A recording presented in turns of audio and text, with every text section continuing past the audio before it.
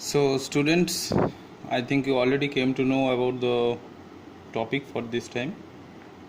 You can easily make out by the picture as to what I will going to display means as to what I will going to give the work. Yes, it's time for collage. So this is a collage I have made. You can see I have tried to make some portrait over here and some textures I have made all the way around. So this is a collage of something advanced level. That's why I am making this video, just to show you how to make the collage. Otherwise you know how to make the collage, I know very well. You have done it also previously.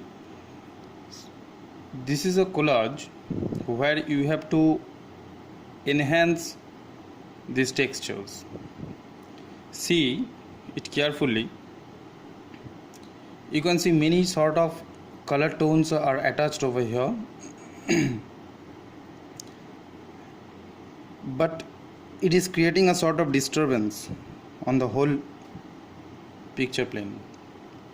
You cannot easily make it out which one is the part of the faces and which one these are what this thing what Sarah has done. You might be thinking like this. So what we have to do in this advanced level of collage, we have to enhance this part. Now collage is something, let me tell you some basic things. Anything you paste, anything you means attached with your painting or with your artwork, that is known as collage. This is the basic ideas of collage. Means any sort of applique technique is known as collage. So here I am we are attaching this paper, so this can be a part of the collage. We are attaching the paper, so it's an applique technique, so it can be a part of the collage. Now what we have to do, we have to enhance this picture. This is a composition. I am going to make a compositions, although I have not started by thinking something means any sort of subject. I have started making from this portrait, and gradually I have developed all these parts. So nowadays this Bon Mahotsav day is going on, so keeping that thing in mind only I have started this thing. So let's see how I can develop these things. So just I have pasted few sort of green papers and all these things, few sort of these different types of colors, this red, then here some light greens, so all these blues are there.